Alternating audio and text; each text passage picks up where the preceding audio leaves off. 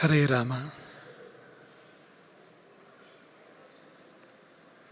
ಕರುಣರಸದ ಕೋಡಿ ವರಿವ ಕಟಾಕ್ಷದ ಪರತತ್ವ ವರುಪು ವಾಲಾಪದ ವರಪುಣ್ಯಮಯ ಶರೀರದ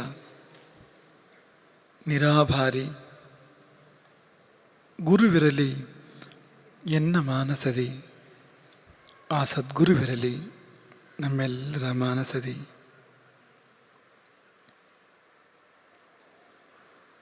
ಶ್ರೀ ಜಾನಕಿ ತುಂಡ ಸರೋಜ ಭೃಂಗ ಶ್ರೀರಾಮಚಂದ್ರ ಸಹ ಲಕ್ಷ್ಮಣೇನ ಶ್ರೀರಾಮಚಂದ್ರಾಖ್ಯ ಪುರೇ ವಿಭಾತಿ ಶ್ರೀಮತ್ತಟೆ ಪುಣ್ಯ ಶರಾವತೀಯೇ.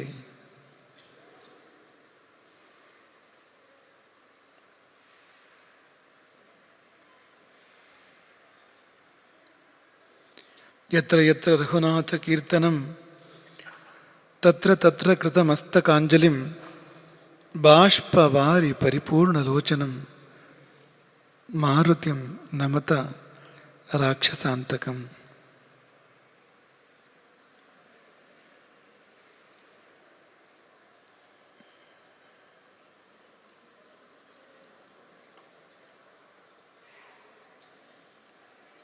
ಮೊತ್ತ ಮೊದಲು ತಮ್ಮ ತಪಸ್ಸಿನಿಂದ ಈ ಕ್ಷೇತ್ರವನ್ನು ಪವಿತ್ರಗೊಳಿಸಿದ ಅಗಸ್ತ್ಯ ಮಹಾಮುನಿಗಳಿಗೆ, ಪ್ರಭು ಶ್ರೀರಾಮಚಂದ್ರನೇ ತನ್ನ ಬಾಣದ ಮೂಲಕವಾಗಿ ಹರಿಸಿದ ಶರಾವತಿ ದಿವ್ಯ ನದಿಗೆ,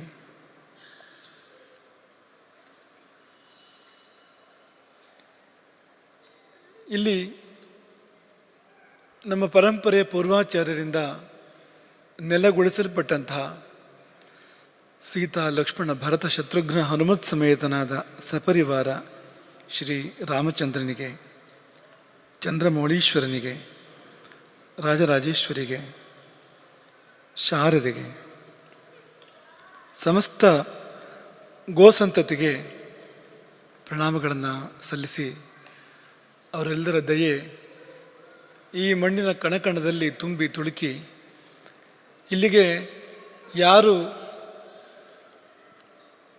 ನೆಮ್ಮದಿಯನ್ನು ಅರಸಿ ಬರ್ತಾರೋ, ಶ್ರೇಯಸ್ಸನ್ನು ಅರಸಿ ಬರ್ತಾರೋ ಅವರನ್ನೆಲ್ಲ ಈ ಮಣ್ಣು ಕಾಲ ಕಾಲದಲ್ಲಿ ಉದ್ಧರಿಸಲಿ, ಅವರ ಕಷ್ಟಗಳನ್ನು ಕರಗಿಸಲಿ, ಇಷ್ಟಗಳನ್ನು ಸಲ್ಲಿಸಲಿ ಎಂಬುದಾಗಿ ಮೊದಲಾಗಿ ಪ್ರಾರ್ಥಿಸ್ತೇವೆ. ರಾಮಚಂದ್ರಾಪುರ ಗ್ರಾಮ, ರಾಮಚಂದ್ರಾಪುರ ಮಠ, ಅದು ದೇಶ, ಕಾಲ ಯಾವುದು ಅಂದರೆ ಶ್ರೀರಾಮನವಮಿ, ವಸಂತ ಮಾಸ, ವಸಂತ ಋತು, ಚೈತ್ರ ಮಾಸ, ಶುಕ್ಲ ಪಕ್ಷ. ನವಮಿಯ ಹಿಂದೆ ಮುಂದಾಗಿ ನಡೆಯುವಂಥ ರಾಮೋತ್ಸವದ ಒಂದು ಸಂದರ್ಭ. ಈ ಸಮಯದಲ್ಲಿ ಯಾವ ಕಾಲದಿಂದಲೂ ಇಲ್ಲಿ ರಥೋತ್ಸವ ನಡೆದು ಬರುವಂಥದ್ದು ರೂಢಿ. ಆದರೆ ಇತ್ತೀಚಿನ ದಿನಗಳಲ್ಲಿ ರಥೋತ್ಸವದ ಜೊತೆಯಲ್ಲಿ ಇಲ್ಲಿ ಶ್ರೀರಾಮ ಜನ್ಮೋತ್ಸವ, ಸೀತಾರಾಮ ಕಲ್ಯಾಣೋತ್ಸವ ಮತ್ತು ಶ್ರೀರಾಮ ಸಾಮ್ರಾಜ್ಯ ಪಟ್ಟಾಭಿಷೇಕ, ಅದಲ್ಲದೆ ರಾಮ ಲೀಲೆ ಅಥವಾ ರಾವಣ ದಹನ, ಕುಂಭಕರ್ಣ, ರಾವಣ, ಮೇಘನಾದರ ದಹನದ ಕಾರ್ಯಕ್ರಮಗಳು ಈ ಸಮಯದಲ್ಲಿ ನಡೀತವೆ. ನಿರಂತರವಾಗಿ ಭಜನೆ ನಡೀತದೆ. ಈ ಸಮಯದಲ್ಲಿ ಅಹೋರಾತ್ರ ಭಜನೆ ನಡೀತದೆ. ಅದನ್ನು ನೀವು ಭಜನೆಯ ಕೊನೆಯ ಘಟ್ಟವನ್ನು, ಭಜನೆಯ ಮಂಗಲವನ್ನು ನೀವೆಲ್ಲರೂ ಕೂಡ ಈಗ ಆಸ್ವಾದನೆ ಮಾಡಿದಿರಿ. ಹೀಗೆ ರಾಮೋತ್ಸವವು ಬಹು ವಿಜೃಂಭಣೆಯಿಂದ ನಡೀತದೆ. ಈ ಬಾರಿ ಅದೊಂದು ಹೊಸತನವನ್ನು ಕಂಡಿದೆ. ಯಾಕೆಂದರೆ ಹೊಸ ಒಂದು ಭವನದಲ್ಲಿ ಈ ಕಾರ್ಯಕ್ರಮ ಆಮೂಲಾಗ್ರವಾಗಿ ನೆರವೇರಿದೆ. ಇದು ಅಲ್ಲಿ ಹಾಗೆ ಕಾಯ್ತಾ ಇತ್ತು. ಈ ಒಂದು ಕಟ್ಟಡ ರಾಮನ ಶುಭಾಗಮನಕ್ಕಾಗಿ ಕಳೆದ ಅನೇಕ ವರ್ಷಗಳಿಂದ ಅದು ಕಾಯ್ತಾ ಇತ್ತು. ರಾಮನು ಕೂಡ ಹುಟ್ಟಿದ್ದು ತಡ ಅಂತೆ. 9 ತಿಂಗಳ ಶಿಶು ಅಲ್ಲ ರಾಮ, 12 ತಿಂಗಳ ಶಿಶು ಅವನು. ರಾಮಾಯಣದ, ವಾಲ್ಮೀಕಿ ರಾಮಾಯಣದ ವರ್ಣನೆಯ ಪ್ರಕಾರ ತತಶ್ಚ 12 ಮಾಸಿ ಚೈತ್ರೇ ನಾವಮಿಕೆಯ ತಿಥೌ ನಕ್ಷತ್ರೇ ಅದಿತಿ ದೈವತ್ಯೆ ಎಂಬುದಾಗಿ ಅಲ್ಲಿ ಉಲ್ಲೇಖ ಮಾಡ್ತಾರೆ. 12 ತಿಂಗಳಿನಲ್ಲಿ ರಾಮನ ಜನನ ಆಗಿರುವಂಥದ್ದು, 9 ತಿಂಗಳಿನಲ್ಲೆಲ್ಲ, 12 ತಿಂಗಳ ಒಂದು ಗರ್ಭ ಅದು ಅಂತ.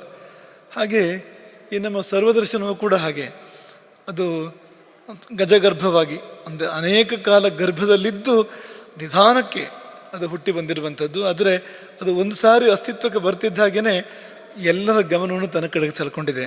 ಅದು ಈಗ ಯಾರ್ಯಾರು ಈ ಕಾರ್ಯಕ್ರಮದಲ್ಲಿ ಭಾಗವಹಿಸಿದ್ದಾರೆ ಅವರೆಲ್ಲರೂ ಕಾರ್ಯಕ್ರಮವನ್ನು ಮೆಚ್ಚಿಕೊಳ್ಳೋದು ಮಾತ್ರ ಅಲ್ಲ, ಈ ಕಟ್ಟಡವನ್ನು ಕೂಡ, ಈ ಭವನವನ್ನು ಕೂಡ ತುಂಬ ಮೆಚ್ಚಿಕೊಳ್ತಾ ಇದ್ದಾರೆ. ಯಾಕೆಂದರೆ ಇದು ರಾಮನ ಪುಷ್ಪಕ ವಿಮಾನ ಇದ್ದ ಹಾಗೆ, ನೀವು ಎಷ್ಟು ಮಂದಿ ಬಂದರೂ ಸ್ಥಳಾವಕಾಶ ಇದೆ ಇಲ್ಲಿ.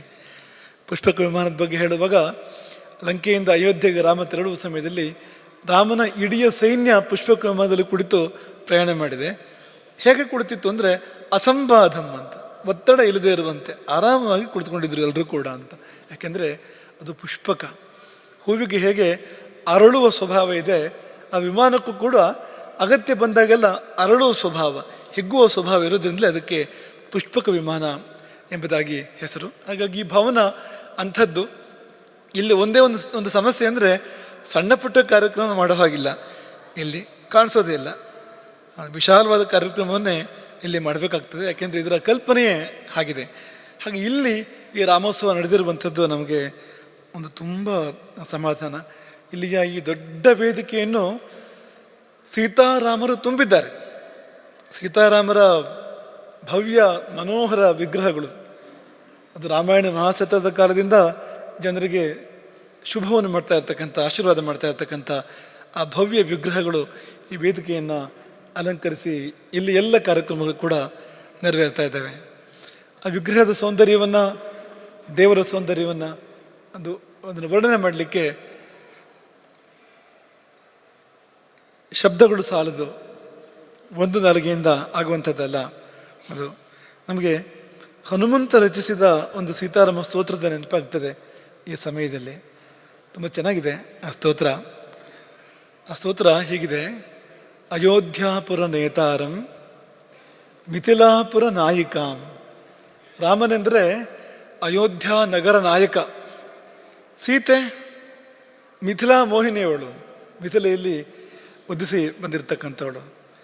ರಾಘವಾಣಾಂ ಅಲಂಕಾರಂ, ರಘುವಂಶೀಯರ ಪಾಲಿಗೆ ರಾಮನೊಂದು ಅಲಂಕಾರ ಇದ್ದಂತೆ. ರಘುಕುಲ ತಿಲಕ ಅವನು, ಅಲ್ಲ ಮಹಾಪುರುಷರೇ ಆ ವಂಶದಲ್ಲಿ ಹುಟ್ಟಿ ಬಂದಿರುವಂಥದ್ದು.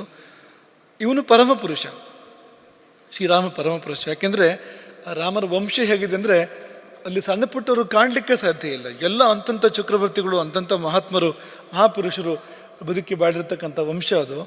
ಆ ವಂಶಕ್ಕೆ ತಿಲಕ ಆಗಬೇಕು ಅಂದರೆ ದೇವರೇ ಆಗಬೇಕು, ಅದು ಮನುಷ್ಯ ಸಾಮಾನ್ಯರಿಂದ ಆಗಲಿಕ್ಕೆ ಸಾಧ್ಯ ಇಲ್ಲ. ಹಾಗೆ ರಾಘವಾಣಾಂ ಅಲಂಕಾರಂ ವೈದೇಹಾನಾಂ ಅಲಂಕ್ರಿಯಾಂ. ಸೀತೆ ವೈದೇಹರ ಅಲಂಕಾರವಂತೆ. ವೈದೇಹರು ಅಂದರೆ ಈ ಜನಕ ವಂಶೀಯರು. ನಿಮಿ ಎಂಬ ಒಬ್ಬ ಮಹಾರಾಜ, ನಿಮಿಹಿ ಸರ್ವಸತ್ವವತಾಂ ವರಹ ಅಂತ. ಜೀವ ಇರುವವರಲ್ಲಿ ಅವನಂಥವ್ರು ಯಾರು ಎನ್ನುವಂತ ಇದ್ದಂತೆ. ಅವನಿರುವ ಕಾಲದಲ್ಲಿ, ಅವನ ಬದುಕಿ ಬಾಳದ ಕಾಲದಲ್ಲಿ ಅವನ ಸ್ಥಿತಿ ಹೇಗಿತ್ತು ಅಂದರೆ ಸರ್ವಸತ್ವವತಾಂ ವರಹ, ಮನುಷ್ಯರು ಮಾತ್ರ ಅಲ್ಲ, ಜೀವಲೋಕದಲ್ಲಿ ಅವನಂತೆ ಬೇರೆ ಯಾರೂ ಇಲ್ಲ ಎಂಬಂತೆ ಇದ್ದನಂತೆ. ಆ ನಿಮಿ ವಂಶದಲ್ಲಿ ಹುಟ್ಟಿ ಬಂದವಳು ಸೀತೆ. ಹಾಗೆ ವೈದೇಹಾನಾಂ ಅಲಂಕ್ರಿಯಾಂ ಸೂರ್ಯವಂಶ ಸಮುದ್ಭೂತಂ ಸೋಮವಂಶ ಸಮುದ್ಭವಾಂ. ರಾಮ ಸೂರ್ಯವಂಶ ಸಮುದ್ಭೂತನಾದರೆ ಸೀತೆ ಸೋಮವಂಶ, ಚಂದ್ರವಂಶದಲ್ಲಿ ಹುಟ್ಟಿ ಬಂದವಳು. ಈ ಸೂರ್ಯ ಸೋಮ ಎನ್ನುವುದು ದೂರ ಅಲ್ಲ. ಈ ನಮ್ಮದೇ ಶರೀರದ ಬಲಭಾಗ ಸೂರ್ಯ, ಎಡಭಾಗ ಸೋಮ. ಈ ಭಾಗ ಇದೆಯಲ್ಲ ಬಲಭಾಗ, ಇದು ಸೂರ್ಯಾಂಶ, ಇದು ಎಡಭಾಗ ಸೋಮಾಂಶ. ಈ ಪ್ರಪಂಚವೂ ಕೂಡ ಹಾಗೆ. ಈ ಪ್ರಪಂಚವನ್ನು ರಾಶಿಚಕ್ರದ ಮೂಲಕ ನಿರೂಪಣೆ ಮಾಡೋದಾದರೆ ಈ 12 ರಾಶಿಗಳಲ್ಲಿ 6 ರಾಶಿಗಳು ಸೂರ್ಯನಿಗೆ ಸೇರಿದ್ದು. ಸಿಂಹ, ಕನ್ಯಾ, ತುಲಾ, ವೃಶ್ಚಿಕ, ಧನು, ಮಕರ ಇವೆಲ್ಲ ಸೂರ್ಯನಿಗೆ ಸೇರಿದ್ದು. ಹಾಗೆ ಕುಂಭ, ಮೀನ, ಮೇಷ, ವೃಷಭ, ಮಿಥುನ, ಕರ್ಕ ಇದೆಲ್ಲ ಚಂದ್ರನಿಗೆ ಸೇರಿರ್ತಕ್ಕಂಥದ್ದು. ಅರ್ಧ ಸೂರ್ಯ ಅರ್ಧ ಚಂದ್ರ ಅಂತ. ಹಾಗಲ್ಲೂ ರಾತ್ರಿ ಕಾಲ ತೆಗೆದುಕೊಂಡ್ರೆ ಅರ್ಧ ಭಾಗ ಸೂರ್ಯನಿಗೆ ಸೇರಿದ್ದು, ಇನ್ನು ಅರ್ಧ ಭಾಗ ಚಂದ್ರನಿಗೆ ಸೇರಿದ್ದು. ಹಾಗೆ ಸೂರ್ಯ ಸೋಮ ವಂಶಗಳು ಅಂದರೆ ಅದು ಬೇರೆ ಇಲ್ಲ, ಅದು ನಮ್ಮದೇ ಒಂದು ಭಾಗ, ನಮ್ಮದೇ ಒಂದು ಅಂಗ. ಬಲಭಾಗ ಎಡಭಾಗ, ನೀವು ಪುರುಷರಾಗಿರಿ ಸ್ತ್ರೀಯರಾಗಿರಿ, ಎರಡೂ ಭಾಗ ಇರಲೇಬೇಕಲ್ಲ. ಪುರುಷ ಭಾಗ ಸ್ತ್ರೀ ಭಾಗ ಎರಡು ಭಾಗ ಸೇರಿ ಮನುಷ್ಯ ಹುಟ್ಟಿ ಬರ್ತಾನೆ. ಹಾಗೆ ಅದನ್ನು ನೆನಪಿಸುವಂತೆ ಸೂರ್ಯವಂಶ ಸಮುದ್ಭೂತ ಶ್ರೀರಾಮ, ಚಂದ್ರವಂಶದ ಅಲಂಕಾರ ಸೀತೆ, ಪುತ್ರಂ ದಶರಥಸ್ಯಾದ್ಯಂ, ದಶರಥನ ಮೊದಲ ಮಗ ಪ್ರಭು ಶ್ರೀರಾಮಚಂದ್ರ, ಪುತ್ರಂ ದಶರಥಸ್ಯ ಆದ್ಯಂ, ಪುತ್ರೀಂ ಜನಕ ಭೂಪತೆ, ಜನಕ ಮಹಾರಾಜನ ಮಗಳು ಸೀತೆ, ಜಾನಕಿ ಅಂತ ಅವಳನ್ನ ಕರೀತಾರೆ. ಇಬ್ಬರೂ ಈ ಜನಕ ಆಗಲಿ ದಶರಥ ಆಗಲಿ ಇಬ್ಬರೂ ಕೂಡ ಮಹಾಮಹಿಮರೇ ಹೌದು. ಒಂದು ಜ್ಞಾನಕಾಂಡ, ಇನ್ನೊಂದು ಕರ್ಮಕಾಂಡ ಎನ್ನುವಂತೆ ಇದೆ. ಅದೊಂದು ಜನಕ ಮಹಾಜ್ಞಾನಿ, ಅದು ದಶರಥ ಅದ್ಭುತನಾಗಿರ್ತಕ್ಕಂಥ ಚಕ್ರವರ್ತಿ ಅವನು. ಹಾಗಾಗಿ ಅವರಿಬ್ಬರು ಅಂತಂದರೆ ಅದು ಒಂದು ರೀತಿ ಜ್ಞಾನ ಮಾರ್ಗ ಮತ್ತು ಕರ್ಮ ಮಾರ್ಗ ಎರಡನ್ನೂ ಕೂಡ ಸೇರಿದಂತೆ ಇದೆ. ಅವರಿಬ್ಬರ ಮಕ್ಕಳಾಗಿ ಹುಟ್ಟಿ ಬಂದವರು ರಾಮ ಮತ್ತು ಸೀತೆ. ವಸಿಷ್ಠಾನುಮತಾಚಾರಂ, ರಾಮನಿಗೆ ವಸಿಷ್ಠರು ಪುರೋಹಿತರು.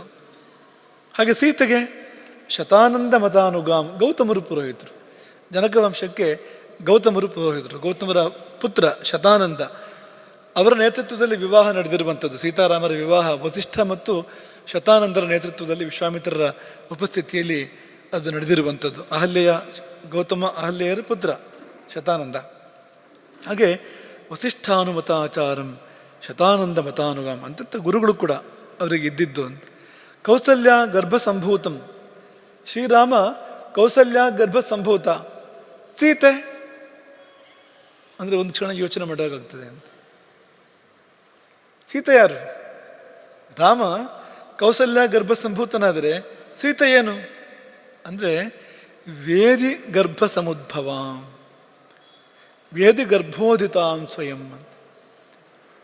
ಸೀತೆ ಮನುಷ್ಯರ ಹೊಟ್ಟೆಯಲ್ಲಿ ಅವಳು ವಾಸ ಮಾಡಿದವಳೇ ಅಲ್ಲ, ಮನುಷ್ಯ ಗರ್ಭದಲ್ಲಿ ವಾಸ ಮಾಡಿದವಳೇ ಅಲ್ಲ. ಕೆಲವು ವೈಶಿಷ್ಟ್ಯಗಳು ರಾಮನಿಗಿಂತ ವಿಶೇಷವಾಗಿದೆ ಸೀತೆಗೆ, ಅದರಲ್ಲಿ ಇದು ಕೂಡ ಒಂದು ಅಂತ. ಅವಳು ಅಯೋನಿಜೆ ಅಂತ, ಗರ್ಭದಲ್ಲಿ ವಾಸ ಮಾಡಿ ಅವಳು ಹುಟ್ಟಿ ಬಂದವಳೇ ಅಲ್ಲ ಅಂತ, ಅಯೋನಿಜೆ ಅಂತ. ವೇದಿ ಗರ್ಭೋದಿತಾಂ ಅಂದರೆ ಯಜ್ಞದ ವೇದಿಕೆ ಇದೆಯಲ್ಲ, ಜನಕ ಯಜ್ಞ ಮಾಡಲಿಕ್ಕೆ ಅಂತ ಹೊರಟಾಗ ಯಜ್ಞದ ವೇದಿಕೆ, ಆ ಯಜ್ಞದ ವೇದಿಕೆಯಿಂದ ಹುಟ್ಟಿ ಬಂದಿರತಕ್ಕಂಥವಳು. ಆ ಯಜ್ಞಕ್ಕೋಸ್ಕರವಾಗಿ ಅಲ್ಲಿ ಕೃಷಿ ಮಾಡುವ ಪದ್ಧತಿ, ಅಂದರೆ ಉಳುಮೆ ಮಾಡುವ ಪದ್ಧತಿ, ಯಜ್ಞದಲ್ಲಿ ಚಿನ್ನದ ನೇಗಿಲಿನಿಂದ ಉಳುಮೆ ಮಾಡಬೇಕು, ಆ ಒಂದು ಕ್ರಮ ಇದೆ. ಹಾಗೆ ಮಾಡುವಾಗ ಆ ಚಿನ್ನದ ನೇಗಿಲಿನ ರೇಖೆಯಲ್ಲಿ ಆಕೆ ಹುಟ್ಟಿ ಬಂದಿರತಕ್ಕಂಥದ್ದು. ಚಿನ್ನದ ಬಣ್ಣವೂ ಕೂಡ ಹೌದು, ಅಲ್ಲಿಂದ ಆಕೆ ಹುಟ್ಟಿ ಬಂದಿದ್ದು. ಹಾಗಾಗಿ ಇವನು ಶ್ರೀರಾಮ ಅಗ್ನಿಯಿಂದ ಪ್ರಕಟವಾಗಿರ್ತಕ್ಕಂಥವನು. ಪುತ್ರಕಾಮೇಷ್ಟಿಯ ಅಗ್ನಿಯಲ್ಲಿ ಆ ಪಾಯಸ ದಶರಥನಿಗೆ ಪ್ರಾಪ್ತವಾಗಿರುವಂಥದ್ದು. ಅಲ್ಲೊಬ್ಬ ದೇವದೂತ ಪ್ರಕಟನಾಗಿ ಅವನು ಆ ಪಾಯಸವನ್ನು ಹಿಡ್ಕೊಂಡೇ ಬರ್ತಾನೆ. ಅವನು ಪಾಯಸ ಒಂದು ಚಿಕ್ಕ ಪಾತ್ರೆ ಅಂತ ಅಂದ್ಕೊಳ್ಬಿಡಿ ನೀವು. ಪಾಯಸದ್ದು ಎರಡೂ ಕೈಯಿಂದ ಪಾತ್ರೆಯನ್ನು ತಬ್ಬಿ ಹಿಡ್ಕೊಂಡಿದ್ದ ಅಂತಿದೆ ಆ ಪ್ರಾಜಾಪತ್ಯ ಪುರುಷ. ಅವನು ಬೃಹದಾಕಾರದ ಪುರುಷನೇ ಹೌದವನು. ಅವನು ಎರಡೂ ಕೈಯಿಂದ ಆಲಿಂಗಿಸಿಕೊಂಡಿದ್ದ ಪಾತ್ರೆಯನ್ನು, ಅಷ್ಟು ದೊಡ್ಡದಾಗಿತ್ತದು ಅಂತ. ಆ ಪಾತ್ರೆಯಲ್ಲಿ ಪಾಯಸವನ್ನು ಕೊಟ್ಟು ಆ ಪಾಯಸವನ್ನು 4 ರಾಣಿಯರು ಕೂಡ ಭುಜಿಸಿ ತನ್ಮೂಲಕವಾಗಿ ರಾಮಾದಿ ರಾಜಕುಮಾರರ ಜನನವಾಗಿದ್ದು. ಹಾಗಾಗಿ ಅಗ್ನಿ ಸಂಭೂತ ರಾಮ ಆದರೆ ಸೀತೆ ಭೂಮಿ ಸಂಭೂತೆ, ಭೂಮಿಯಿಂದ ಇದ್ದು ಬಂದವಳು ಸೀತೆ. ಪಂಚಭೂತಗಳಲ್ಲಿ ಒಂದು ಅಗ್ನಿ ಮತ್ತು ಒಂದು ಭೂಮಿ, ಅಲ್ಲಿಂದ ಇವರಿಬ್ಬರ ಜನನ ಆಗಿರುವಂಥದ್ದು. ಪುಂಡರೀಕ ವಿಶಾಲಾಕ್ಷಂ, ಶ್ವೇತ ಕಮಲದಂತೆ ವಿಶಾಲವಾದ ಕಣ್ಣುಗಳು ರಾಮನದ್ದು. ಸೀತೆ ಇದ್ದು ಸ್ಫುರದ ಇಂದೀವರೇಕ್ಷಣ, ಅದು ಕೂಡ ಅದೇ ಅಂತ, ಇಂದೀವರ ಅಂತ, ಕಮಲ ಅಂತ, ಕಮಲದ ಕಣ್ಣು ಆಕೆಯದ್ದು, ಶೋಭಿಸುವ ಕಮಲದ ಕಣ್ಣು. ಚಂದ್ರಕಾಂತಾನನಾಂ ಭೋಜಂ, ಇದು ಒಂದೇ ರೀತಿ ಇದೆಯಂತೆ. ಚಂದ್ರಮುಖ ರಾಮ, ಸೀತೆ ಚಂದ್ರಬಿಂಬೋಪಮಾನನಾಂ, ಚಂದ್ರಮುಖಿ ಅವಳು. 2 ಚಂದ್ರೋದಯ ಒಟ್ಟಿಗೆ, ಚಂದ್ರೋದಯ 2 ಚಂದ್ರರ ಉದಯ ಆದಂತೆ ಅವರ ಅಕ್ಕಪಕ್ಕ ಇದ್ದರೆ ಆಕಾಶದಲ್ಲಿ ಒಂದೇ ಚಂದ್ರನ ಉದಯ ಆಗ್ತದೆ. ಭೂಮಿಯಲ್ಲಿ ಚಂದ್ರದ್ವಯ, ಅದು ಸೀತೆಯ ಮುಖಚಂದ್ರ ಮತ್ತು ರಾಮನ ಮುಖಚಂದ್ರ ಅಂತ. ಮತ್ತ ಮಾತಂಗ ಗಮನಂ, ರಾಮನ ನಡಿಗೆ ಮದಿಸಿದ ಆನೆಯ ನಡಿಗೆಗೆ ಹೋಲುವಂಥದ್ದು. ಮತ್ತ ಮಾತಂಗ, ಮದಗಜದ ನಡಿಗೆಯ ಹೋಲಿಕೆ ಇದೆ ರಾಮನ ನಡಿಗೆಯಲ್ಲಿ ಅಂತ. ಒಂದು ಗಂಭೀರವಾದ ಒಂದು ಸೌಂದರ್ಯದ ನಡಿಗೆ ಇರ್ತದೆ ಆನೆಗೆ ಅಂತ. ಸೀತೆ ಮತ್ತ ಹಂಸ ವಧೂ ಗತಾಂ, ಸೀತೆ ಕೂಡ ಹಾಗೆ ಮದವೇರಿದ ಹಂಸ ವಧು, ಹಂಸಿನಿ, ಅದರ ನಡಿಗೆ ಹೇಗಿದೆಯೋ ಹಾಗೆ ಸೀತೆಯ ನಡಿಗೆ ಇತ್ತಂತೆ ಅಂತ. ಹಂಸಗಮನೆ ಸೀತೆ, ಗಜಗಮನ ಮದಗಜಗಮನ ರಾಮ. ಚಂದನಾರ್ದ್ರ ಭುಜಾ ಮಧ್ಯಂ, ರಾಮನ ಭುಜಗಳಿಗೆ ಮತ್ತು ಭುಜ ಮಧ್ಯ ವಕ್ಷಸ್ಥಳಕ್ಕೆ ಚಂದನದ ಲೇಪನ ಇದೆ. ಸೀತೆಗೆ ಕುಂಕುಮದ ಲೇಪನ ಇದೆ, ಕುಂಕುಮಾಂಕಿತೆ ಸೀತೆ ಅಂತ. ಚಾಪಾಲಂಕೃತ ಹಸ್ತಾಬ್ಜಂ, ರಾಮನ ಕೈಯಲ್ಲಿ ಕೋದಂಡ ಧನಸ್ಸು, ಸೀತೆಯ ಕೈಯಲ್ಲಿ ಅಂದರೆ ಪದ್ಮಾಲಂಕೃತ ಪಾಣಿಕ, ಕೈಯಲ್ಲಿ ಕಮಲ, ಕಮಲದ ಮೊಗ್ಗು, ಅದು ರಾಮನ ಕಡೆಗೆ ತಿರುಗಿದೆ. ಆ ಕಮಲದ ಮೊಗ್ಗು ರಾಮನನ್ನು ತೋರಿಸ್ತಾ ಇದೆ ಅಂತ ಕಮಲ ಸೀತೆಯ ಕೈಯಲ್ಲಿ. ಶರಣಾಗತ ಗೋಪ್ತಾರಂ, ಯಾರು ಬಂದು ಶರಣಾಗ್ತಾರೋ ಅವರಿಗೆ ಅಭಯ ಕೊಡ್ತೇನೆ ಎನ್ನುವುದು ರಾಮನ ವ್ರತ. ಅದು ಯಾರೇ ಆಗಿರಲಿ, ವಿಭೀಷಣೋವ ಸುಗ್ರೀವ ಇದಿವಾ ರಾವಣ ಸ್ವಯಂ, ಸ್ವತಃ ರಾವಣನೇ ಬಂದು ಕಾಲಿಗೆ ಬಿದ್ದರೂ ಅಭಯವನ್ನು ಕೊಡ್ತೇನೆ, ರಾಮನ ವ್ರತ ಅದು. ಸೀತೆ ಒಂದು ಹೆಜ್ಜೆ ಅವಳನ್ನು ಹಿಂದಿಲ್ಲ, ಇದ್ರ ಮುಂದೆ ಇರ್ಬೋದು ಅಂತ. ಏನಪ್ಪ ಅಂದರೆ ಪ್ರಣಿಪಾತ ಪ್ರಸಾದಿಕಾಂ, ಬಂದು ಶರಣಾದರೆ ಅವಳು ಪ್ರಸನ್ನಳಾಗುವವಳು, ಅವಳು ಆಶ್ರಯ ಕೊಡುವವಳೇ ಹೌದು. ರಾಕ್ಷಸಿಯರು ಸೀತೆಗೆ ಶರಣಾಗ್ತಾರೆ. ರಾಕ್ಷಸರು ಸೀತೆಯನ್ನು ತುಂಬ ಪೀಡಿಸಿದ್ರು. ಆ ತ್ರಿಜಟೆಗೆ ಒಂದು ಸ್ವಪ್ನ ಬಿತ್ತು. ತ್ರಿಜಟೆ ಅಂತ ಆಕೆ ಕೂಡ ಒಬ್ಬಳು ರಾಕ್ಷಸಿಯೇ, ಆದರೆ ಒಳ್ಳೆಯವಳು. ಹೃದಯ ರಾಕ್ಷಸ ಹೃದಯ ಅಲ್ಲ ಅವಳಿದ್ದು, ದೇವತಾ ಹೃದಯ ಆಕೆದು. ಆಕೆಗೊಂದು ಸ್ವಪ್ನವಿತ್ತು. ಸ್ವಪ್ನದ ಪ್ರಕಾರ ರಾವಣನ ಸಂಹಾರ ಆಗ್ತದೆ, ರಾಮನೇ ಗೆಲ್ತಾನೆ, ನೋಡಿ ನಿಮ್ಮ ಕತೆ ಏನಾಗ್ತದೆ ಮುಂದೆ ನೋಡಿ ಅಂತ ರಾಕ್ಷಸರನ್ನ ಹೆದರಿಸ್ತಾಳೆ ತ್ರಿಜಟೆ. ಮುಂದೇನು ಮಾಡೋದು ಅಂತೆಲ್ಲ ಗಾಬರಿಯಾಗಿ ಕೇಳಿದಾಗ, ಇಲ್ಲಿ ಏನಿಲ್ಲ, ಸೀತೆಗೆ ಶರಣಾಗಿ ಅದು ಒಂದೇ ದಾರಿ, ನಿಮ್ಮನ್ನು ಆಕೆ ಬದುಕಿಸ್ತಾಳೆ ಅಂತ. ಅಷ್ಟೇ ಪೀಡಿಸಿದ್ದವರು ಕೆಲವು ಕ್ಷಣ ಮೊದಲು ಅಂತ ಹೋಗಿ ಶರಣಾದರೆ ಸೀತೆ ಆಕೆಗೆ ಅಭಯ ಕೊಟ್ಲಂತೆ. ಈ ತ್ರಿಜಟಿಯ ಸ್ವಪ್ನದಂತೆ ಆಗಿ, ನನ್ನ ಅರಸ ರಾಮ ಗೆದ್ದರೆ ನಿಮಗೆ ನಾನು ರಕ್ಷಕಳಾಗ್ತೇನೆ, ನಿಮ್ಮ ರಕ್ಷಣೆ ನಾನು ಮಾಡ್ತೇನೆ ಅಂತ ಆಕೆ ಅಭಯ ಕೊಡ್ತಾಳೆ. ಅದೇ ಪ್ರಕಾರ ರಕ್ಷಣೆ ಮಾಡ್ತಾಳೆ. ಹನುಮಂತ ರಾಕ್ಷಸರನ್ನೆಲ್ಲ ಮುಗಿಸಿಬಿಡಬೇಕು ಅಂತಿದ್ದಂತೆ ರಾವಣ ಸಂಹಾರದ ಬಳಿಕ. ಸೀತೆ ಅದಕ್ಕೆ ಅವಕಾಶ ಕೊಡಲಿಲ್ಲ ಎಂಬುದಾಗಿ ರಾಮಾಯಣ ಹೇಳ್ತದೆ. ಹಾಗಾಗಿ ಆ ಶರಣಾಗತ ರಕ್ಷಣೆಯಲ್ಲಿ ಈಕೆ ಏನೂ ಒಂದು ಹೆಜ್ಜೆ ಹಿಂದಿಲ್ಲ, ಅವಳು ಮುಂದೆ ಹೊರತು ಹಿಂದೆ ಇಲ್ಲ. ತನ್ನನ್ನು ಪರಿಪರಿಯಾಗಿ ಪೀಡಿಸಿದ್ದ ರಾಕ್ಷಸರಿಗೂ ಕೂಡ ಆಕೆ ಅಭಯವನ್ನು ಕೊಟ್ಟಳು, ಅವರನ್ನು ಕಾಪಾಡಿದವಳು ಅಂತ. ಇನ್ನು ಇಬ್ಬರ ವರ್ಣ ಹೇಗಿದೆ ಅಂದರೆ, ಕಾಲ ಮೇಘ ನಿಭಂ ರಾಮಂ, ಮಳೆ ಮೋಡದಂತೆ ರಾಮನ ಬಣ್ಣ.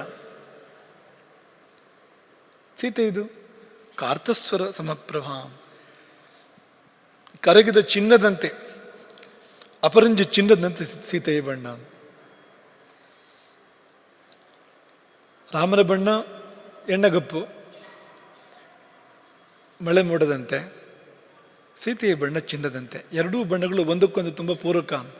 ಈ ಬಣ್ಣದಿಂದ ಆ ಬಣ್ಣಕ್ಕೆ ಶೋಭೆ, ಆ ಬಣ್ಣದಿಂದ ಈ ಬಣ್ಣಕ್ಕೆ ಶೋಭೆ. ಅದು ಮೋಡ ಮತ್ತು ಮಿಂಚು ಇದ್ದಂತೆ. ಮಳೆ ಮೋಡ ಅದು ಕೊಪ್ಪ ಬಣ್ಣ, ಪಕ್ಕದಲ್ಲಿ ಮಿಂಚಿರ್ತದಲ್ಲ ಅದು ಹೊಂಬಣ್ಣ ಅದು ಅಂತ. ಹಾಗೆ ಇಬ್ಬರು ಕೂಡ ಅದು ಕನಕದ್ರವ ಕಾಂತಿಕಾಂತಯ ಮಿಲಿತಂ ರಾಮ ಮುದೀಕ್ಷ ಕಾಂತಯ ಕವಿ ವರ್ಣನೆ ಮಾಡ್ತಾನೆ. ರಾಮ ಸೀತೆ ಕಾಡಿನಲ್ಲಿ ಒಟ್ಟಿಗೆ ಹೋಗುವಾಗ ಚಾತಕ ಮರಿಗಳು, ಚಾತಕದ ಮರಿಗಳು, ಚಾತಕ ಅಂತ ಒಂದು ಪಕ್ಷಿ ಅದು, ಅವು ಖುಷಿಯಿಂದ ನರ್ತನೆ ಮಾಡಿದ್ವಂತೆ. ಯಾಕೆಂದರೆ ಮಳೆ ಬಂತು, ಮೋಡ ಮಿಂಚು ಬರ್ತಾ ಇದೆ, ಹತ್ತಿರಕ್ಕೆ ಬರ್ತಾ ಇದೆ ಅಂತ. ಸೀತಾರಾಮರನ್ನು ಕಂಡಾಗ ರಾಮ ಮೋಡದಂತೆ ಕಂಡ್ರೆ ಸೀತೆ ಮಿಂಚಿನಂತೆ ಕಾಣ್ತಾಳೆ. ಮಳೆ ಮೋಡುವನ್ನು ಕಾಯ್ತೇವೆ ಚಾತಕ ಪಕ್ಷಿಗಳು, ಬೇರೆ ನೀರು ಕುಡಿಯೋದಿಲ್ಲ ಅವು. ಹೊಳೆ, ಕೆರೆ, ಸಮುದ್ರ ಯಾವ ನೀರನ್ನು ಕುಡಿಯೋದಿಲ್ಲ. ಮಳೆ ಬರಬೇಕು, ಮಳೆ ನೀರನ್ನು ಕುಡಿಬೇಕು ಅವರು. ಅದು ಮಳೆ ನೀರು ಭೂಮಿಗೆ ಮುಟ್ಟುವ ಮೊದಲು ಕುಡಿಬೇಕು. ಆ ಪಕ್ಷಿಗಳಿಗೆ ಬೆನ್ನಿನಲ್ಲಿ ಬಾಯಿ ಅಂತ ಲೆಕ್ಕ ಅದು. ಯಾಕೆಂದರೆ ಮಳೆ ಬಂದಾಗ ಮಾತ್ರ ನೀರು ಕುಡಿಯುವಂಥದ್ದು. ಹಾಗಾಗಿ ಬೆನ್ನಿನಲ್ಲಿ ಬಾಯಿ ಅವು ಹಾಗೆ ನೀರು ಕುಡಿತವೆ ಅಂತ, ಮಳೆ ನೀರನ್ನು ಕುಡಿತವೆ ಅಂತ. ಈ ಮರಿ ಚಾತಕಗಳು ಅವುಗಳಿಗೆ ಇನ್ನೂ ಅಷ್ಟೆಲ್ಲ ಇನ್ನೂ ಪ್ರೌಢಿಮೆ ಬಂದಿಲ್ಲ. ಹಾಗಾಗಿ ಆ ಬಣ್ಣ ನೋಡಿದಾಗ ಮೋಡವೇ ಬಂತು, ಮಿಂಚೆ ಬಂತು ಅಂದ್ಕೊಂಡು ಕುಣಿದಾಡ್ಬಿಟ್ಟು ಎಂಬುದಾಗಿ ಕವಿ ವರ್ಣನೆ ಮಾಡ್ತಾನೆ. ಹಾಗೆ ತುಂಬ ಮನೋಹರವಾದ ವರ್ಣ ಸಮನ್ವಯ ಇಬ್ಬರದ್ದು. ಹಾಗಾಗಿ ಹೆಣ್ಮಕ್ಳು ಯಾರು ಎಣ್ಣೆಗಪ್ಪಿದ್ರೆ ಅವ್ರು ಮದುವೆ ಆಗೋದಕ್ಕೆ ಹಿಂದೆ ಮುಂದೆ ನೋಡೋದು ಬೇಡ. ಯಾಕೆಂದರೆ ಸೀತೆ ರಾಮನನ್ನು ಬರೆಸಿದಾಳೆ ನೋಡಿ, ಎಣ್ಣೆಗಪ್ಪು ಅಂತ ಹಿಂದೆ ಮುಂದೆ ನೋಡಿಲ್ಲ ಆಕೆ, ರಾಮನನ್ನು ಸ್ವೀಕಾರ ಮಾಡಿದಾಳೆ. ಆ ಬಣ್ಣ ಕೂಡ ತುಂಬ ವಿಶೇಷವಾದ ಬಣ್ಣವೇ ಅದು. ಶ್ರೀ ವಿಷ್ಣುವಿನ ಬಣ್ಣವೂ ಅದೇ, ಶ್ರೀರಾಮನ ಬಣ್ಣವೂ ಅದೇ, ಶ್ರೀಕೃಷ್ಣನ ಬಣ್ಣವೂ ಕೂಡ ಅದೇ, ಪ್ರದ್ಯುಮ್ನ ಅವನ ಬಣ್ಣವನ್ನು ಕೂಡ ಅದೇ ಎಂಬುದಾಗಿ ಭಾಗವತ ಹೇಳುವಂಥದ್ದು ತುಂಬ ಒಂದು ಉತ್ತಮವಾಗಿರುವಂಥ ಒಂದು ವರ್ಣ ಅದು ಅಂತ. ದಿವ್ಯ ಸಿಂಹಾಸನಾಸೀನಂ, ದಿವ್ಯ ಸಿಂಹಾಸನದಲ್ಲಿ ರಾಮ ಮಂಡಿಸಿದ್ದಾನೆ. ಸೀತೆಯೂ ಹಾಗೆ, ರಾಮನ ಪಕ್ಕದಲ್ಲಿ ಸೀತೆಯೂ ಕೂಡ ಮಂಡಿಸಿದ್ದಾಳೆ. ರಾಮ ಇಲ್ಲದೆ ಸೀತೆ ಇಲ್ಲದೆ ರಾಮ ಸಿಂಹಾಸನ ಇರುವಂತೆ ಇಲ್ಲ. ಯಾಕೆಂದರೆ ಆಧಿರಾಜ್ಯ ಅದನ್ನು ಹೊಂದಬೇಕಾದ್ರೆ, ಸಿಂಹಾಸನ ಏರಬೇಕಾದ್ರೆ, ಚಕ್ರವರ್ತಿಯ ಆ ಒಂದು ಮುದ್ದಾಭಿಷೇಕ ಆಗಬೇಕಾದ್ರೆ ಪತ್ನಿ ಇರಬೇಕು. ಪತ್ನಿ ಇಲ್ಲದೆ ಮಾಡುವಂತಿಲ್ಲ, ಇಬ್ಬರಿಗೂ ಒಟ್ಟಿಗೆ ಮಾಡುವಂಥದ್ದು ಅದು. ನೀವು ಲಲಿತೋಪಾಖ್ಯಾನ ನೋಡಿದರೆ ಅಲ್ಲಿ ಲಲಿತೆಗೆ ಅವಳನ್ನು ಸಿಂಹಾಸನ ಏರಿಸಿ ಪಟ್ಟಾಭಿಷೇಕ ಮಾಡಬೇಕು. ಆಗ ದೊಡ್ಡ ಸಮಸ್ಯೆ ಬಂದಿದ್ದು ಪಕ್ಕದಲ್ಲಿ ಯಜಮಾನರಿರಬೇಕು ಅಂತ, ಇಲ್ಲೇ ಮಾಡುವಂತೆ ಇಲ್ಲ ಅಂತ. ಹಾಗೆ ಕಾಮೇಶ್ವರನನ್ನು ಆಕೆ ವರಿಸುವಂತೆ ಮಾಡಿದರು ಎಂಬುದಾಗಿ ನಾವು ಲಲಿತೋಪಾಖ್ಯಾನದಲ್ಲಿ ಕೇಳ್ತೇವೆ. ಹಾಗೆ ದಿವ್ಯ ಸಿಂಹಾಸನಾಸೀನ ರಾಮ ಆದರೆ ಅವಳು ಅದೇ, ಸೀತೆ ಕೂಡ ಅದೇ. ಆದರೆ ರಾಮನಿಗಿಂತ ಹೆಚ್ಚು ಆಕೆ ಅಲಂಕೃತಲಾಗಿದ್ದಾಳಂತೆ. ದಿವ್ಯ ಸರ್ಗವಸ್ತ್ರ ಭೂಷಣ, ದಿವ್ಯವಾದ ಮಾಲೆ, ದಿವ್ಯವಾದ ವಸ್ತ್ರ, ದಿವ್ಯವಾದ ಆಭರಣಗಳು. ಹೀಗೆ ಸಿಂಹಾಸನದ ಮೇಲೆ ಅವರಿಬ್ಬರು ಕೂತರೆ ಇಬ್ಬರು ಪರಸ್ಪರರನ್ನು ವೀಕ್ಷಣೆ ಮಾಡ್ತಾರಂತೆ. ಅನುಕ್ಷಣಂ ಕಟಾಕ್ಷಾಭ್ಯಾಂ ಅನ್ಯೋನ್ಯೇಕ್ಷಣ ಕಾಂಕ್ಷಿಣು. ತುಂಬ ಸ್ವಾರಸ್ಯವಾಗಿರುವಂತಹ ಸಾಲಿದು. ಇಬ್ಬರು ಒಬ್ಬರನ್ನೊಬ್ಬರು ನೋಡ ಬಯಸ್ತಾರೆ ಅಂತ.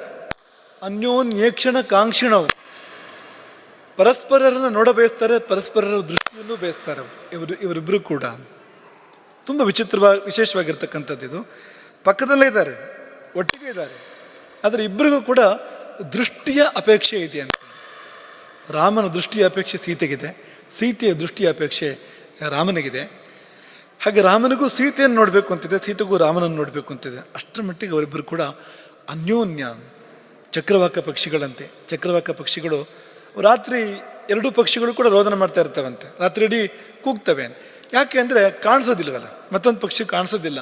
ಅಷ್ಟು ಮಾತ್ರಕ್ಕೆ ರಾತ್ರಿ ಬೆಳಗಿನವರೆಗೆ ಆ ಪಕ್ಷಿಗಳು ವಿಲಾಪ ಮಾಡ್ತಾ ಇರ್ತವೆ ಎಂಬುದಾಗಿ ಕವಿಗಳು ವರ್ಣನೆ ಮಾಡ್ತಾರೆ. ಹಾಗೆ ಇಬ್ಬರು ಕೂಡ ಪರಸ್ಪರ ಸಾಪೇಕ್ಷ ಅಂತ. ಸೀತೆ ರಾಮ ಇಲ್ಲದೆ ಪೂರ್ಣ ಅಲ್ಲ, ರಾಮ ಸೀತೆ ಇಲ್ಲದೆ ಪೂರ್ಣ ಅಲ್ಲ.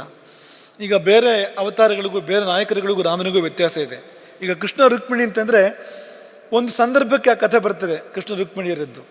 ಇಡೀ ಕೃಷ್ಣನ ಜೀವನ ಇಡೀ ರುಕ್ಮಿಣಿಯ ಪಾತ್ರ ಅಂತ ಇಲ್ಲ. ಅಲ್ಲಿ ಒಂದು ಸಂದರ್ಭ, ರುಕ್ಮಿಣಿ ಸ್ವಯಂವರದ ಸಂದರ್ಭ ಅಂತ ಕೆಲವು ಸಂದರ್ಭದಲ್ಲಿ ಆಕೆ ಬರ್ತಾಳೆ.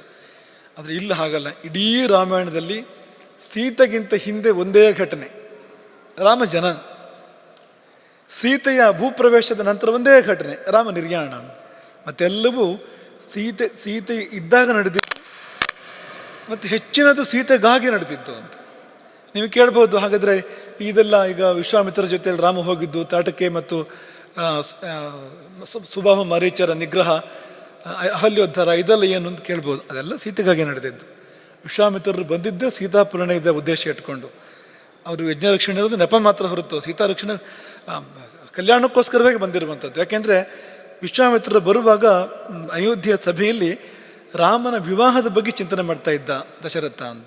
ಅದಕ್ಕೋಸ್ಕರವಾಗಿ ಒಂದು ಸಮಾಲೋಚನೆ ನಡೀತಾ ಇತ್ತು. ಆ ಸಮಯದಲ್ಲಿ ಬರುವಂಥದ್ದು. ಅದೇನೇನು ಸೂಚಿಸ್ತದೆ ಅಂದರೆ, ವಿಶ್ವಾಮಿತ್ರರು ಪರೋಕ್ಷವಾಗಿ ಹೇಳಿದ ಹಾಗೆ ಅಂತ, ನಿನ್ನ ಕೆಲಸ ಅಲ್ಲ ಬಿಡೋದು, ನನ್ನ ಕೆಲಸ ಅದು, ನೀನು ಜನ್ಮ ಕೊಟ್ಟಿದೆಯೇ, ಆಯಿತು, ಮುಂದಿನ ನಾನು ಮಾಡ್ತೇನೆ ಎಂದು ಅವ್ರು ಹೇಳಿದ ಹಾಗೆ ಅಂತ. ಹಾಗಾಗಿ ಈ ಸುಬಾಹು ಮಾರೀಚರ ನಿಗ್ರಹದ ನೆಪದಲ್ಲಿ ಅವರು ರಾಮನನ್ನು ಕರ್ಕೊಂಡು ಹೋಗಿ ವಿಶ್ವಾಮಿತ್ರರು ಅಯೋಧ್ಯೆ ಮಿಥಿಲೆಗೆ ಕರ್ಕೊಂಡು ಹೋಗಿ ಪರಿಣಯವನ್ನೇ ಮಾಡಿಸ್ತಾರೆ ನೋಡಿ. ಹಾಗಾಗಿ ಇಡೀ ಸೀತೆಯ ಸನ್ನಿಧಿಯಲ್ಲಿ ಸೀತೆಗಾಗಿ ನಡೆದಿದ್ದು ರಾಮಾಯಣದ ಹೆಚ್ಚಿನ ಘಟನೆಗಳು ಕೂಡ ಒಟ್ಟಿಗೆ ಹೋಗ್ತದೆ ಅದು ಅಂತ, ಆ ಸೀತಾರಾಮ ಎನ್ನುವಂಥದ್ದು ಅಂತ. ಕೊನೆಯದು ಅನ್ಯೋನ್ಯ ಸದೃಶಾಕಾರು, ಇಬ್ಬರು ಒಬ್ಬರನ್ನೊಬ್ಬರು ಹೋಲ್ತಾರೆ. ಅದು ಹೇಗೆ? ರಾಮ ಪುರುಷ, ಸೀತೆ ಸ್ತ್ರೀ, ಒಬ್ಬರನ್ನೊಬ್ಬರು ಹೋಲೋದು ಹೇಗೆ ಅಂದರೆ ಹಾಗಲ್ಲ, ಒಬ್ರಿಗೊಬ್ಬರು ಒಪ್ಪುವಂತೆ ಇದ್ದಾರೆ. ಸೀತೆಗೆ ಒಪ್ಪುವಂತೆ ರಾಮ ಇದ್ದಾನೆ, ರಾಮನಿಗೆ ಒಪ್ಪುವಂತೆ ಸೀತೆ ಇದ್ದಾಳೆ. ಇದು ಹನುಮಂತನ ಅನುಭವ ಕೂಡ ಓದಿದ್ದು. ಹನುಮಂತ ಸುಂದರಕಾಂಡದಲ್ಲಿ ಸೀತೆಯನ್ನು ಕಂಡಾಗ, ಸೀತೆಯನ್ನು ಮೊದಲೊಮ್ಮೆ ಕಂಡಿದ್ದ ಒಂದು ಕ್ಷಣ, ಈ ರಾವಣ ಅಪಹರಿಸಿಕೊಂಡು ಆಕಾಶ ಮಾರ್ಗದಲ್ಲಿ ಹೋಗುವಾಗ ಒಂದು ಕ್ಷಣ ಹನುಮಂತ ಸೀತೆಯನ್ನು ಕಂಡಿದ್ದ ಋಷಿಮುಖ ಪರ್ವತದ ಮೇಲಿನಿಂದ.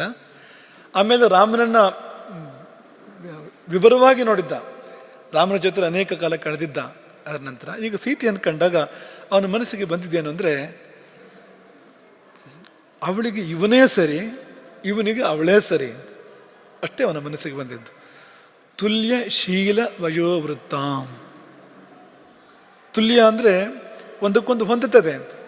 ಏನು ಅಂದರೆ ಶೀಲ, ರಾಮನ ಶೀಲ, ಸೀತೆಯ ಶೀಲ. ಶೀಲ ಅಂದರೆ ಸ್ವಭಾವ ಅಂತ, ವಯಸ್ಸು. ವೃತ್ತ ಅಂದರೆ ನಡವಳಿಕೆ ಅವರದ್ದು. ತುಲ್ಯಾಭಿಜನ ಲಕ್ಷಣಾಂ, ಅವ್ರ ವಂಶ ಇಬ್ಬರದ್ದು ಕೂಡ ಅವರ ಲಕ್ಷಣಗಳು, ದೇಹ ಲಕ್ಷಣಗಳು, ಮಹಾಪುರುಷ ಲಕ್ಷಣ ಮತ್ತು ಮಹಾನಾರಿಗೆ ಲಕ್ಷಣ ಅವರಿಬ್ಬರಿಗಿರುವಂಥದ್ದು. ರಾಘವೋರ್ಹತಿ ವೈದೇಹೀಂ, ವೈದೇಹಿಗೆ ರಾಮನೇ ಅರ್ಹ, ತಂಚೇಯ ಮಸತೆ ಕ್ಷಣ, ರಾಮನಿಗೆ ಸೀತೆಯೇ ಅರ್ಹ, ಮತ್ತೆ ಯಾರೂ ಅಲ್ಲ ಎಂಬುದಾಗಿ ಹನುಮಂತ ಅಲ್ಲಿ ಹೇಳಿದ್ದನ್ನು ಇಲ್ಲೂ ಕೂಡ ಹೇಳಿದ್ದಾನೆ. ಅನ್ಯೋನ್ಯ ಸದೃಶಾಕಾರು, ಬೇರೆ ಯಾರು ಉಚಿತ ಅಲ್ಲ ಅಂತ ಅವರಿಗೆ ಅಂತ. ತ್ರೈಲೋಕ್ಯ ಗೃಹ ದಂಪತಿ, ಯಾರಪ್ಪ ಅವರು ಅಂದರೆ 3 ಲೋಕವೇ ಒಂದು ಮನೆ, ಆ ಮನೆಯ ಯಜಮಾನ ಯಜಮಾನಿಯರು, ಮೋಜಗವೆಂಬ ಮನೆಯ ಗೃಹಸ್ಥ ಗೃಹಿಣಿಯರು, ತ್ರೈಲೋಕ್ಯ ಗೃಹ ದಂಪತಿ. ಅವರು ಕೇವಲ ಮನುಷ್ಯ ಮಾತ್ರರಲ್ಲ, ಮನುಷ್ಯರು ಹೌದು, ಮನುಷ್ಯ ಮಾತ್ರರಲ್ಲ ಅಂತ.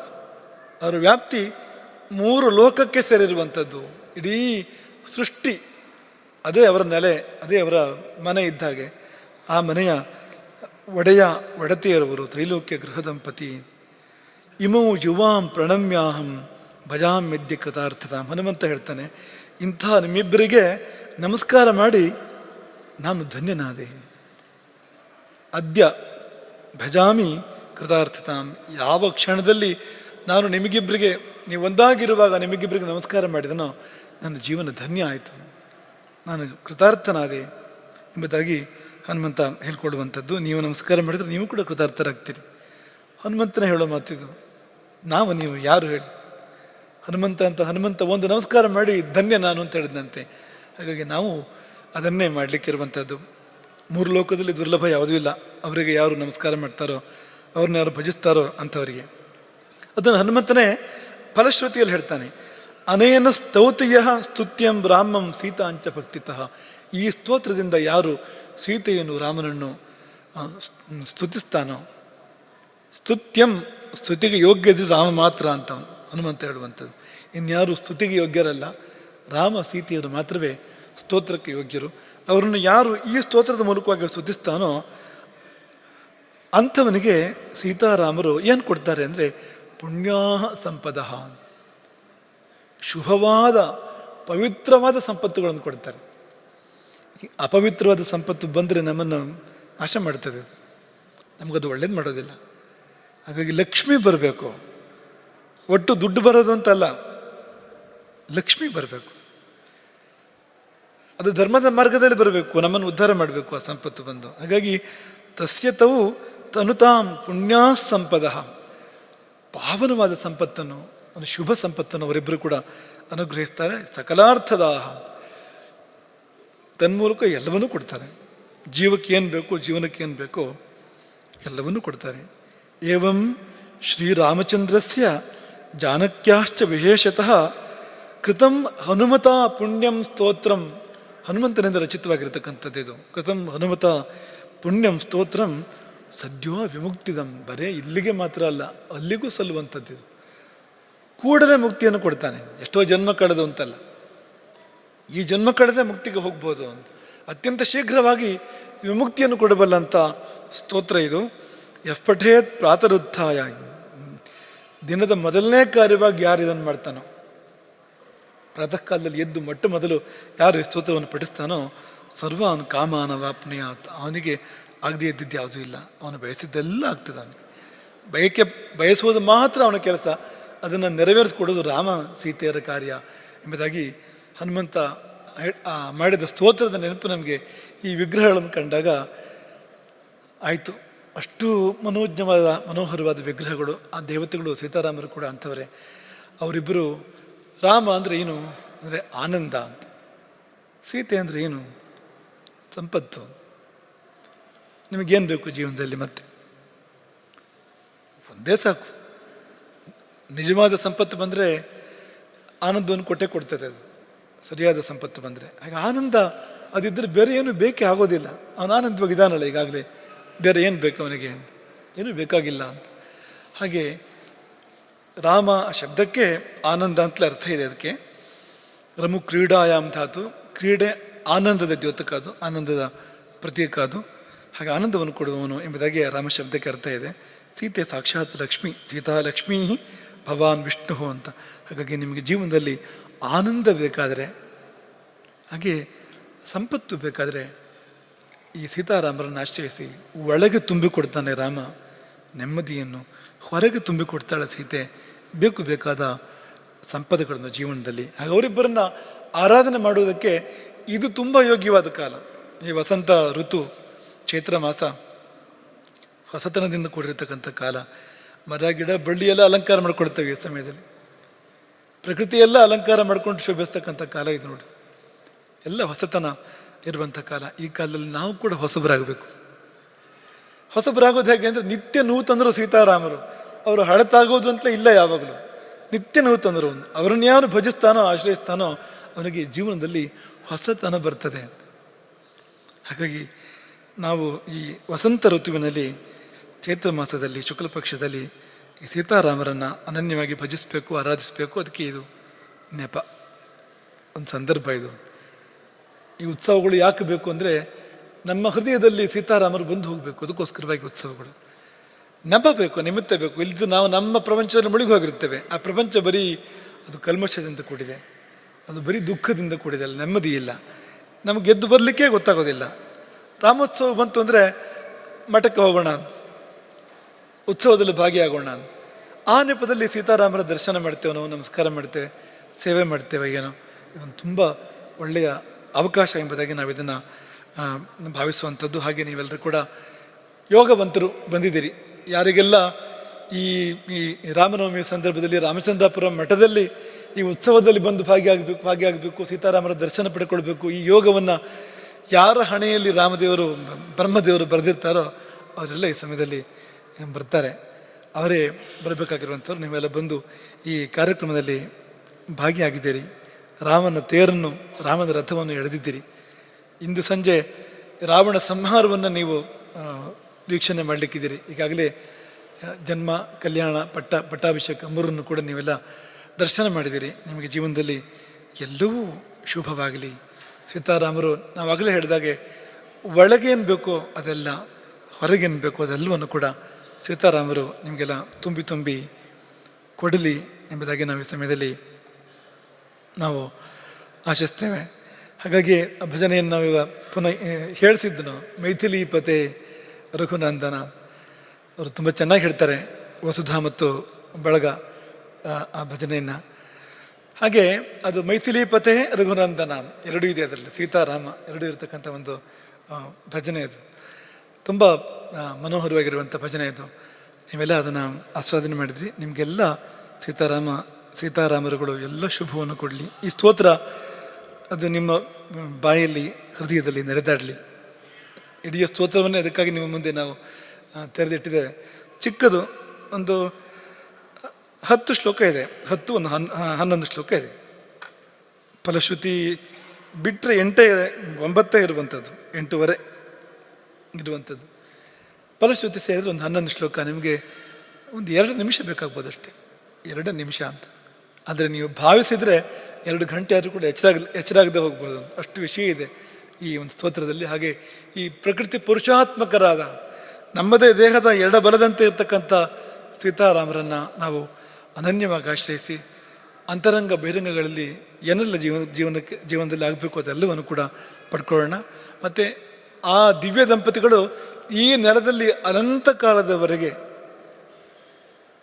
ನೆಲೆಯೂರಿ. ನಾವು ಮೊದಲೇ ಹೇಳಿದಂತೆ, ಇಲ್ಲಿಗೆ ಯಾವ ಭಕ್ತರು ಬರ್ತಾರೋ, ಯಾವ ಭಕ್ತರು ಈ ಕ್ಷೇತ್ರವನ್ನು ಸ್ಮರಣೆ ಮಾಡಿಕೊಳ್ತಾರೋ, ಮಠವನ್ನು ಯಾರು ಸ್ಮರಣೆ ಮಾಡಿಕೊಳ್ತಾರೋ ಅವರಿಗೆಲ್ಲ ಎಲ್ಲ ವಿಧದ ಮಂಗಲಗಳನ್ನು ಮಾಡಲಿ. ಅವರ ಸೀತಾರಾಮರ ದಯದಿಂದ ಸಮಾಜಕ್ಕೆಲ್ಲ, ಲೋಕಕ್ಕೆಲ್ಲ ಶುಭವಾಗಲಿ, ಎಲ್ಲರಿಗೂ ಒಳಿತಾಗಲಿ ಅಂತ ಪಣೆ ಆಗ್ತದೆ. ಹರೇ ರಾಮ.